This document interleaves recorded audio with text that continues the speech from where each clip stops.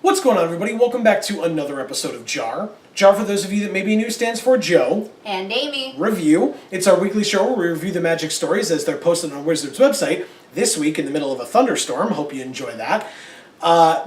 This week, we have the first of the M19 stories. This one titled Chronicle of Bolas, The Twins, and as these will all be, this is by Kate Elliott.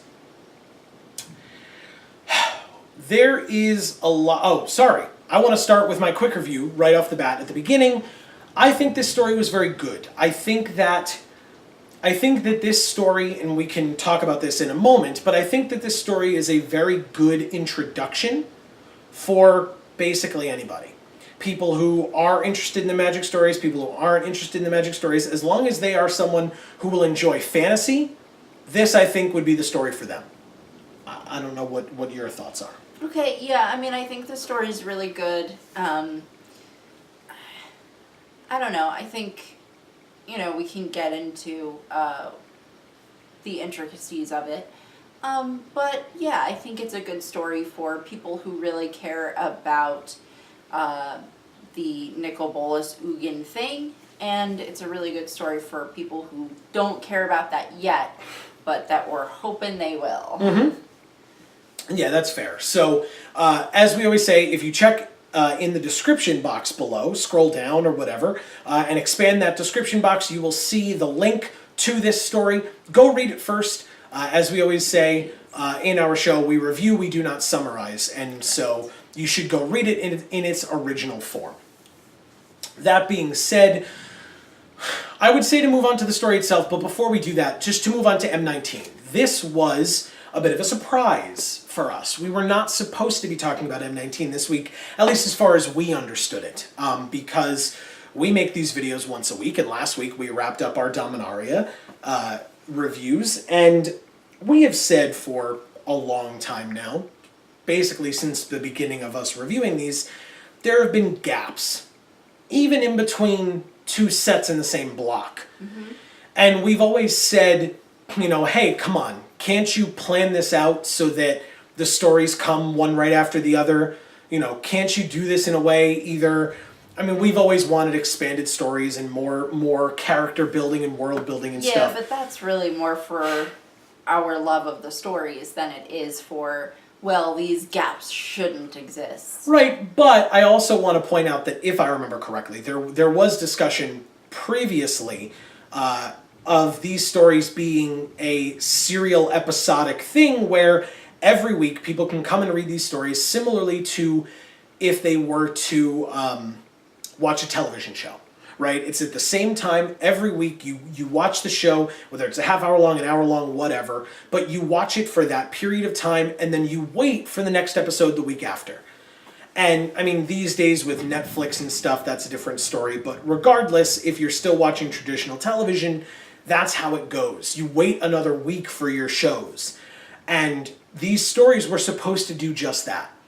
And they hadn't for a while. It was like, we'll put 5 stories or 6 stories here, and then we'll be off for 3 to 5 weeks. Or we'll throw podcasts in there to satiate you and make sure that there's content. But I think they were so different, the podcasts from the mm-hmm. stories. Mm-hmm. It didn't feel like it made sense for them to come after it or before it. To fill that gap with the podcasts always felt odd.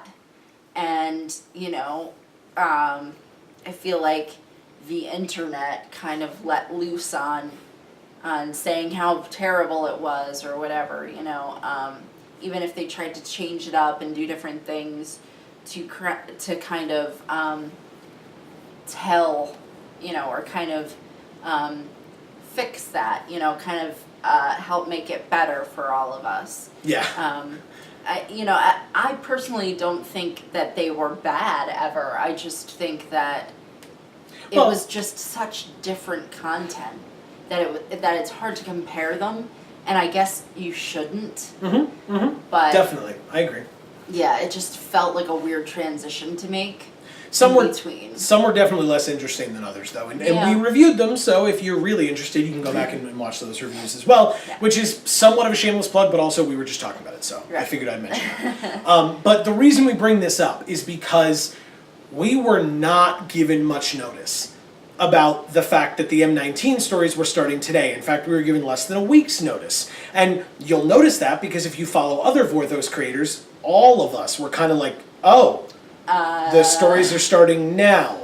Okay, scrap all these other ideas, we took the scrap the other ideas angle, and hopefully, speaking of Magic Story podcasts, hopefully we can get back to those and to the Battle Bond story or primer or whatever you want to call it. Hopefully we can get back to those at a later date, and we would love to do that. Yeah. If you really want them, please let us know, and we can, yes, definitely let us know in the comments. We will do our best if we can to give you a bonus one, but that's if we'll attempt that's if things. people want that, right? If you guys want it enough, we can make it work, but if there's not enough of an outcry for it, we'll get to it eventually. We will try our best. But this one came out of nowhere, and like I said, that was our idea. Other people were just like, "Oh, here's all my articles that I had that I was waiting to put out," and props to them for having all that backlog and again, better than us. Releasing it so quickly after the fact because they had to then be ready to review this and talk about this as soon as it happened, and but also then if there's a gap after these stories, they don't have anything to fill that gap with. I was going to say and I'm sure that will come up, right? If based on how these stories go, there's always new things to discuss and to talk about, and especially Lord knows we've found them. Well, and I was going to say, a lot as of the years have gone by. A lot of old school Vorthos have been discussing their opinions on the different narratives and the different voices telling these stories. That was a big discussion today on at least Twitter where I was looking. I'm sure on Reddit as well. But we discussed that already last week. We talked about that kind of big time. So feel free to go check out last week's episode. I highly, highly encourage that because we delved deep. And there was a lot of heavy discussion and not emotionally heavy, but heavy in terms of like information heavy. And I would love any and all opinions. Many of you already have given them, and thank you so much for that. Yes. But I highly encourage you to check out last week's video as well. On to this week's story, unless you had anything else before that. No. Okay, so now that all of that is out of the way, on to this week's story. We had, like I said, twins this week. Chronicle of Bolas twins. And we start on Tarkir. We start on Tarkir where I think the first quarter of this story, before the name Dragon Lord Atarka is mentioned, I kind of mentioned this up at the top. This story was a great story as a fantasy story. The first quarter of this story could have been anything. It could have been any property whatsoever, or it could have been a brand new property. If you had just started reading me this story, I would not have said Magic the Gathering until they said Dragon Lord Atarka. And that was, like I said, I think about a quarter of the way through at least. Okay. And that's not a critique. I think that's fine. I think that's great. Especially if what you're trying to do with this story, with any and all stories, is try to make them accessible to people who are not hardcore Vorthos, who have read every shred of story and they know who Gideon is backwards, forwards, and sideways, who can say that they feel like the Gatewatch characters have not been properly characterized by a guest author. Spoilers. But it depends, right? It depends on who you are. And for these stories, and again, for a new author coming in who is repping the fact that they're writing these stories, hopefully they're bringing some of their fan base to these storylines. And so for the company, this is a positive. This is a benefit to have it be somewhat generic at the start so that you draw people in. And if these stories do what they're supposed to do and have Nicol Bolas's plans more fleshed out by the end, you know more of who he is. There was a lot of comparisons to Marvel being thrown out this week, and I do that often, very often. I'm a Marvel fan, if you haven't noticed on these shows, But I don't think that you can compare the most successful movie franchise of all time to the Magic stories that much and expect the Magic stories to be comparable. Right. Except that what people are doing, I think, and this is my summary and estimation of some of the arguments that I've seen, is that people are saying that Magic is going after the Marvel model in terms of how they tell their stories. And first of all, if they are, which I don't know that I buy that they are, but if they are, I don't blame them. Right. That's obviously a halfway decent business decision. Yeah, I'd like is how successful Marvel is. I'd like 1% of that success, please. You know what I mean? Right. Like why wouldn't you? And so, you know, and yet there are some people, I mean, right, there are definitely people who don't enjoy the Marvel movies. There's nothing wrong with those people I haven't either. met any, but you know. I've heard some. Maybe you guys have. Yeah, I've heard some contrary opinions, and that's totally fine.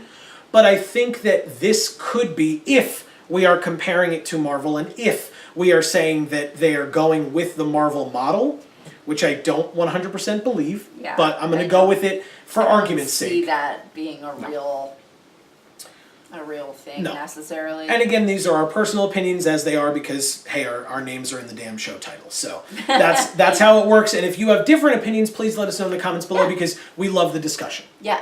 But And hopefully the other viewers do too. if that is the direction that you're going with this, that you think that that's the case, then this may be the Thanos stories. You're learning about the villain. You're finding out about... I guess these stories may make Nicol Bolas, into a likable villain. You understand where he's coming from. You understand how he grew up. You understand why he and Ugin are so at odds. You understand why he is doing the things that he's doing. And this week, at the end of this week's story, I can't blame Bolas for any of the way that he's feeling. It's a little over the top, right? A little bit. But he was just born, right? He's new. He's a whelp, a dragonling, whatever they were called. But he was a baby, right? And the first thing that he saw was that killing, that senseless murder. And his first reaction, right? He's part red.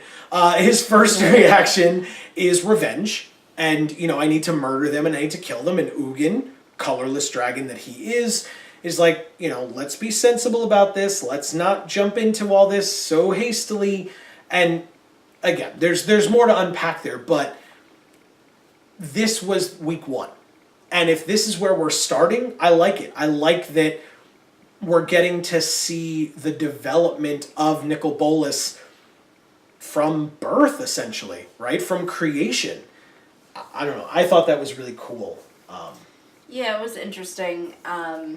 There's definitely like a very clear yin and yang there. Yeah. Which just, I don't know, I guess kind of makes it feel a little weird that the rest of the eggs weren't that, but... Well, they were the only twins. Yeah. So maybe. And they were the smaller ones, at least according to what some of the other Elder Dragons were saying when they were born. Okay. That it was these are the twins. small ones. I mean, they have to fit in a the smaller space. Yeah, they did both unfurl from the same egg. So yeah, that's a good point. No, that's a very good point. So, and in this story, speaking of yin and yang, you had the parallels that you could draw between the Ugin Nicol twin set and I'm going to do my absolute best here, my the Basia and Neva twin pair. Again, if I'm mispronouncing it and you know the correct pronunciation, let me know, but that's my best guess, and that's what I'm going to go with. I apologize if I am incorrect. But they're the twins, they're on Tarkir, that's where the story begins, and we get to see them traveling through the harsh mountains, right? The Calcisma Mountains, and we have them suffering from an avalanche or Right. having to deal with an avalanche. They hide, they protect themselves, so we see a little bit of magic in there. Because before the magic wall gets put up, this doesn't have to even be a fantasy story. This is just two people, two twins, younger people, climbing a mountain and dealing with the treacherous mountains. Well, I mean, they talk about the fact that one of them has like special powers. Right. And so minus that, and so that's why, like, at first I was kind of going through and I'm like, okay, so there's like no magic. Oh, but there is some magic. Okay, so now it moves from just a regular short story into a fantasy specific short story, which is still fine. I mean, they talk about her being a shaman. Mm-hmm. Maybe you can just think of, in reality, you know, regular people, and then one of them is a shaman. Right. Because shamans do still exist in reality. That's true. That's true. But You know, whether you believe that they have special powers or not is something completely separate. right, but- and then we get to see a little bit of that with the wall being put up to protect them, and it succeeds in doing so. And then once the avalanche has passed, then the wind folk come in, and so then there's that much more fantasy elements, you know, Yeah. kind of piled in there. Then they discuss dragons, and so then you blatantly know Right, you're in so a they just fantasy keep realm. Building and building and building. Right, which again, no complaints on any of those things, just stating facts. Right, and that's another good way to help bring new readers in. You Kinda ease them in. Ease them in Yes. to, Yes. you know, what the world of magic actually is like. Yeah. No, absolutely. And that's a really good point. You get to ease them into it. I like that a lot. And yes, step by step, incrementally. And then we get our first little Easter egg moment of people who have followed the magic stories and understand it. So we hear about Dragon Lord Atarka, so now we know where we are. We now know, I mean, Calcisma, you may have remembered that the Calcisma Mountains are on Tarkir. Great. You may have just known that the stories were going to partially take part on Tarkir, and then you see the Rattleclaw mystic art, and so that kind of clues you in even further. But regardless, you hear about Dragon Lord Atarka, so now we know that we're on Tarkir. We're likely in the present day, and we are in the post-Fate Reforged world. Yes. Not the Khans of Tarkir world, but the Dragons of Tarkir world, because we have Dragon Lord Atarka. Right. And then we get to meet Yasova Dragonclaw. Sort of. we get to meet older Yasova. And so this Older meaning older in age, not older in timeline. correct. Thank you. You're welcome. That's a very good point to bring up. Thank you. Yes, because we saw the art for timeline older Yasova because it reminds people of who she was. Mm-hmm. And now we get to see her as an older woman, as a grandmother to Beishia and Neva. Sorry, got it. And yet, you know, and then we find out that the Dragonclaw name, because it was Dragonclaw, has been forbidden. And Atarka and her brood are just eating people that use it. That's badass. I liked that a lot. I thought that was really cool. And so I didn't think that was cool. I think it was a surprising thing to me. Yeah, but I liked the fact that this is another character, because that was a cool thing for me. Don't get me wrong, time travel can get sticky. Time travel can be problematic. And my personal opinion, the more you touch on it, the worse it gets. The more you deal with time travel, the more convoluted it becomes, and the more opportunities you have as a writer, as a world builder, to trip up, to slip up, and to have confusion thrown in, where your readers don't understand what's going on and or are finding incessant, non-stop plot holes everywhere. Yeah. So I like it in moderation, because you can have those moments of seeing Tassiger on Dragon Lord Dramoka's necklace, right? A shrunken down human or creature now as a necklace piece, because he was in Fate Reforged as a Khan leader, and then Dramoka just kind of was like, you're mine now, and I'm gonna make you this to show your people not to mess with me, right? You get to see Zergo Helm Smasher go to Zergo Bell Striker, because Right. he was originally a big, strong That was my Khan. favorite. Awesome, so creative.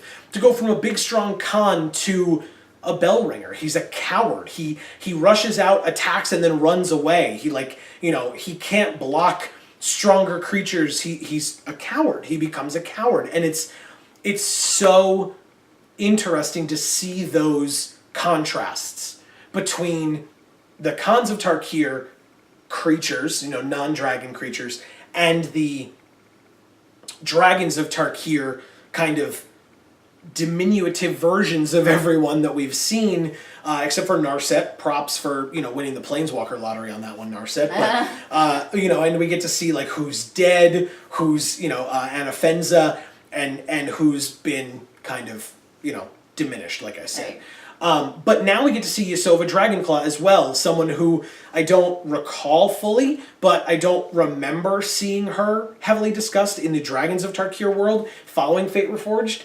And now we get to see that she is still alive and well.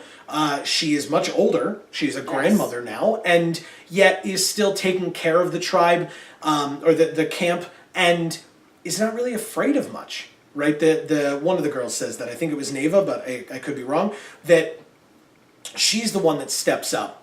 Yasova is the one that steps up to the broodlings of Dragon Lord Atarka and confronts them and talks to them, and Neva says, I don't know what Grandma's afraid of, but I haven't met it yet. I haven't seen her be afraid of anything yet. Yeah. And she's stepping to two dragons that they know if these dragons get pissed off, they have to just basically do whatever they want, because if they end up killing these two dragons, which might not be necessarily the hardest thing in the world, those two aren't really the problem. It's all the other ones later on that are a big problem, because then it just starts a war with Dragon Lord Atarka, who, I don't know if you remember her card, but she's kind of a big deal.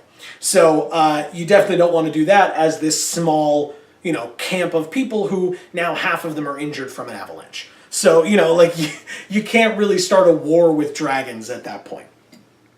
But we get into the story that the Windfolk, or the message that the Windfolk have relayed or are trying to relay to Yasova through Batia. I'm sorry, before I move on to that, was there anything more that you would want to say just about those two? Okay.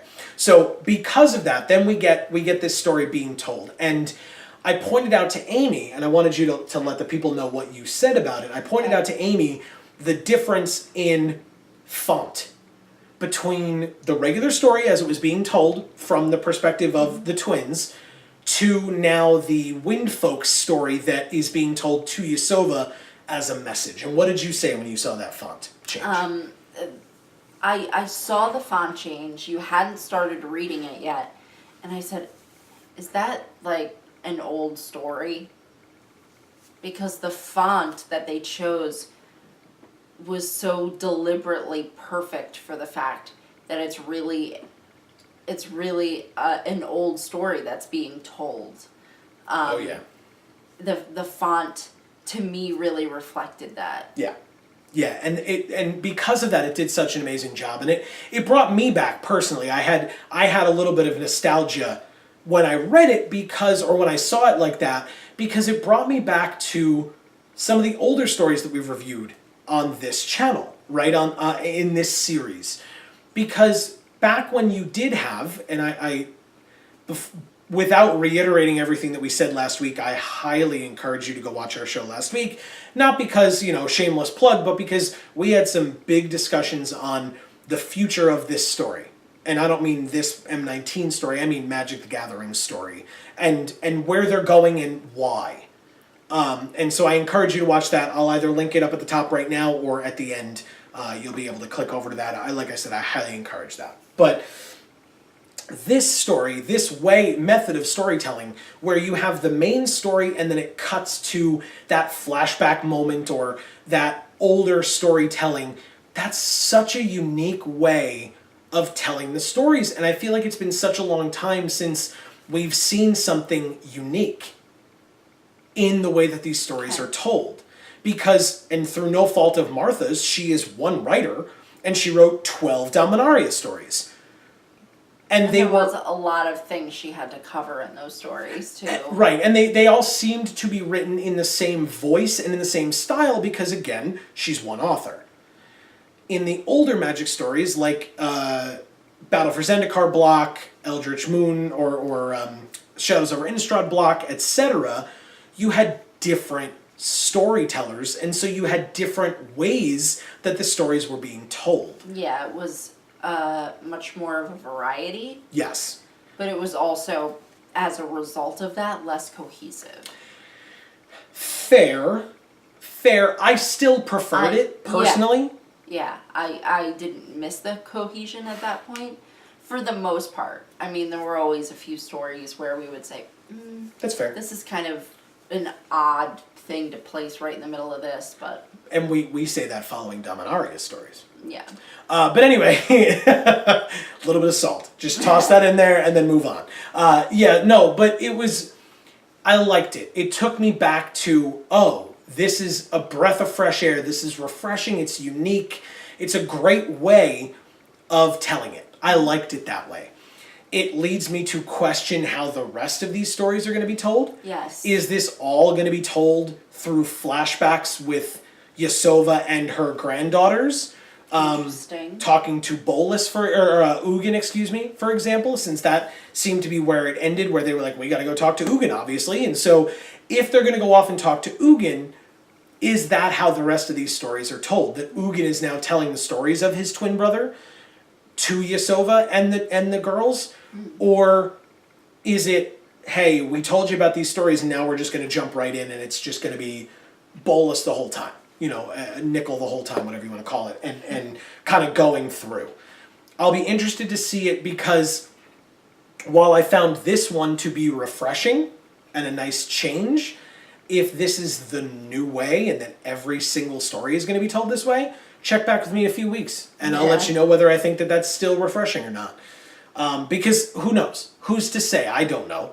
Like I said, I only found out that these stories were going to even exist about a week ago. Or at least that they were going to come out today. I knew that there were going to be M19 stories. And then in that story, we get to learn about the Elder Dragons. We get to learn about, I'm gonna again, probably butcher their names or their pronunciations, but I'm going to try. Palladium Mors, Chromium Ruel, Arcades Sabbath, and Moravia Sal, again, along with Ugin and Nicol. And I think out of the 4 non-Ugin and Nicol ones, the most impactful for this story was Moravia. Which makes sense because she's dead already. So she has no other opportunities to be impactful anymore. Yeah, good point. That's a really good point. We saw her creation and her destruction. Right. So there is literally no more we can ever hear about her. Right. Because there's it makes nothing sense left. for her to be kind of more the focal point. Correct. And to explain that first of all, and then also to, I don't know, to give each character that's been created its due. Right. I guess. And we'll see, if and when we hear more stories about these Elder Dragons, because that definitely seems to be the direction that we're going, at least to start, right? We're going to then get into like a Johnny and Tezzeret type stuff, and that's fine too, but I think we have to get through these Elder Dragon things first, and like I said, we have 7 more stories to go, so we definitely have some time on that, but in this one, Moravia was definitely the focus in terms of the, again, non-Ugin Nicol ones, because she was the one who appeared in front of the hunters, kind of got a little cocky about being a dragon, and was like, okay, cool, you're giving me your meat now, and then ravenously ate it, and the hunters were sneaking closer, and she turned around and roared, and then they backed away a bit, and then she went back to eating, and they snuck back up a little closer, and at first I'm reading that, and I'm like, that's dumb, just like scare them off first, but she's, again, whether she is a newborn, I don't know that that's fair to say, but she's newly created. I've been saying created instead of born because it seems a little weird, but she was newly created from the Ur-Dragon, which was that great shadow overhead. The Ur-Dragon was just giving birth, creating these eggs, some of which survived, some of which did not. And and I don't mean the way that Moravia died. I mean that some of them just hit the ground and, were Never just hatched. Yeah, they were just husks on the ground or whatever. And some of the other elder dragons were kind of making fun of them. And I was like, well, that's weird. Like, they were like, oh, look at this weakling, like scoffed at the bodies and walked away. That's kind of messed up. A little bit. I mean, to be fair, they're elder dragons. What do they care? Yeah. They're like, we survived. Why couldn't you? You Sure. suck. Yeah. But we see Moravia kind of then end up fighting for her life. And with Nicol and Ugin trapped, right? Nicol is trapped and Ugin is trying to set him free. And the whole time, Ugin seems somewhat preoccupied, trying to remove the rubble or the brush or whatever you want to call it from what's trapping Nicol. And Nicol is sitting there the whole time watching Moravia fight for her life. And so Nicol has much more of a connection there than Ugin does. Ugin's aware of what's going on and is aware of the danger, and especially because Nicol keeps saying, like, come on, we have to go help her, and Ugin is saying, nope. Yeah. Like, no, we could die too. Like, look at what they're doing to her. Maybe not. Plus, you're trapped. So how about we make less noise over here so that they don't just come and kill you? If he only knew now or then what he knows now, I'm sure he would maybe think otherwise, but maybe not. We might find out later on that Nicol served a purpose between that moment and now when Ugin is trying to kill him. Who knows? Speaking of back then, there were some moments between the twins, the brothers, and this time I mean Ugin and Nicol, that Amy had brought up that I thought were really interesting points that I had not really thought of. Amy picked up on this more than I did, and I wanted you to be able to have the opportunity to talk about it. Right. So. Well, the first thing I noticed was that initially Nicol Bolas was called Nicol. And the only time where you hear the word Bolas is later on in the story when you're reading the portion that is in the point of view of one of the wind folk. Yes. And they refer to Nicol Bolas as Bolas as if to say that they themselves and the people who are listening to them tell the story typically refer to him as Bolas. But in the actual story of what's going on, like the spoken dialogue between the two, right? Right. He is known as Nicol only. Yes. My theory on that was simply that, he started out as Nicol only, and we will go on to find out what gives him that second name, the origins of it, and the meaning behind it, and like when in the timeline he gets it. Right. The other thing relating to that I picked up on was the fact that they really made a point in this story of mentioning how the dragons, how it was a big deal for the dragons to name themselves. And Nicol and Ugin really didn't name themselves. They named each other, kind of. And that also kind of led me to believe that might go on to become a small portion of the reason why the two of them are always at odds.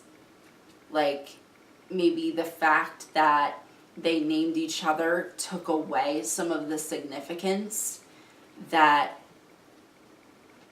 the other dragons get from naming themselves.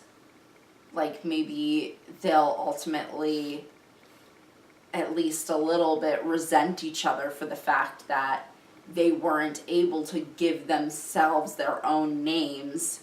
But, we don't really know the significance of that. We were just told that it was significant. Correct. So, I can't really say one way or another if that is a thing, but that's one of my theories. Yeah, and for me personally, I don't disagree with any of that. I heard it differently, read it differently, because the way that it happened when they hatched, unfurled their wings, Ugin says, "You're Nicol, aren't you?" And Bolas, Nicol, is kind of like, "Of course I am. Hush, Ugin." So that's Amy's point of they named each other, and yet it seemed like they both just knew one another's names, but all of the other dragons, when they unfurled from their egg forms, they said, like, "This is my," like, you know, I forget exactly which one it was, but they're like, "This is my name and no one else can have it." And it's like, nope. No one said anything about nobody was gonna. Okay, dude. No one wants your name. It's No, fine. no one was gonna take it. No one said that. So, and that was the other point with the Nicol Bolas thing, is that all of these other dragons gave themselves primary and secondary names. Palladia Mors, Chromium Ruel, Arcades Sabbath, Moravia Sol. So all of them had two names. Now, to be fair, these are twins, so Ugin and Nicol, maybe that's why there's only the two names, because they're twins. And then again, if you're talking about Bolas kind of resenting Ugin and vice versa, maybe as Bolas gets older, he says, "You know what, why am I the only elder dragon besides Ugin that doesn't have a second name? I'm going to give myself one." Right. Who knows? Right. That's a possibility. And that kind of goes back to the yin and yang thing that I said before, is that, you know, I mean, yin and yang are both one word words. Yeah. So I don't know, you know, maybe I'll research that a bit, find out what the words Ugin and Nicol mean, find out maybe what the word Bolas means, and try to kind of deduce what and why there. Mm-hmm. Yeah, it's definitely interesting, and I liked, again, the fact that Ugin was preoccupied during Moravia's death, or fighting for her life. And yet Nicol saw the whole thing, and when Ugin finally freed Nicol was like, "Come on, we have to go help her," because she was had gone a little bit further off, and they could still hear her fighting and killing some of the other hunters and dogs and etc. And then when they're partly or most of the way there, they then hear her die, or become aware of the fact that she's been killed. And for Nicol, that was a huge moment for him. And like I said, you know, it very much helps us as the readers or the viewers to see where his development comes in, right? He is now watching something that other dragons have considered them to be cousins of one another. So family. Someone in Bolas's or Nicol's family was murdered in front of him by, you know, these murderers, Random right? Hunters. Yes. People that, you know, Bolas these days would call mortals, right? You know, and people that don't deserve his respect or mercy. Right. But also, like, people that didn't know her. Yes, right? And, you know, they didn't say, "Oh, you know, you're doing X thing that's awful, and you are, you know, and I know that you're a bad person, blah, blah, blah, and that's why I'm gonna kill you." Like, they just started killing and yes, but being jerks. Yes, but don't forget, she did immediately show up and then try to steal their hunt. That's what she did. Yes. So I mean, right? Exactly. So it's she was the spawn of the gigantic overlord dragon. So what do you expect? Yeah, it's definitely interesting. I like I said, and also apparently she was born starving. So, you know, I mean, let her eat. Most babies are. I feel like most babies are definitely ready to eat when they come out. And they don't know how to hunt because they're infants. Well, that's humans. I don't know about. No, I'm talking about other animals as well, you know. Okay. The mother or whatever has to go and get food for the baby because it's not just gonna go hunting by itself. I don't know. Some of these elder dragons definitely seem to be able to handle their own when they came out. Not my point. That's fair. That's fair that it's not your point. Sorry. And so, like I said, I feel like this story on its own could have been any fantasy property. Sure, Nicol, Ugin, as Magic players, we recognize this. But I feel like if you were to give this story to someone who enjoys fantasy but isn't aware of the Magic stories or doesn't have any knowledge of prior Magic lore, they would probably still very much enjoy this. Yeah. This is just your good old classic fantasy story and ended in such a way as to make you want to learn more. I mean, we know that this is following the story of Nicol Bolas, and so I want to know more about Nicol now, now that I know how he began and how he and Ugin began, right? I want to see where that rift forms. I want to see what happens. I want to see if there are other big moments that shape Nicol's growth and how he forms his opinions, or if it truly was Morevia's death that he was just like, that's it, these people don't deserve anything, and they all deserve to die, and we're better than them, but they're going to kill us any chance they get, so we need to always be more powerful than them. And I'm very interested to see where that goes, because I would not be surprised if there is a lot more that influences Nicol Bolas's opinions on humans, on non-dragons, on non-planeswalkers, as these sets or these stories go on. So, we have a lot more to cover. We have 7 more weeks of this. Yeah. Do you have anything else before we close out? I don't think so. Okay. So, I want to thank you guys very, very much for watching. I want to thank you for those of you that were around last week, like I said, and shared your opinions. If you want to, go back and check that out. Like I said, that video will probably be popping up in a second here. There was a lot on that one, so I encourage you to check it out. Yes. Thank you for hanging out in this one with us here on Geek for All, as we always do. We show off our... Hashtag Vorthos Pride. Sorry, I faked you out a little bit on that one. Thank you guys once again. Check us out on Facebook and Twitter. Hashtag Vorthos Pride. Those links for our Facebook and Twitter are down in the description box below. You can follow us there and subscribe. That helps us out a lot. You'll be able to find out when all of our videos come out, including this entire series, plus our openings that come out on Mondays. I'm going to be finishing off our Dominaria booster box opening, Vorthos booster box opening very soon. Yes. So you get to see me kind of solo showing off my hashtag Vorthos Pride. So thank you guys so much once again. This has been another episode of JaAR here on Geek for All. I have been Joe. And I'm Amy. And as we always say, in whichever video of ours you watch next, we will see you all next time. Thanks, everybody.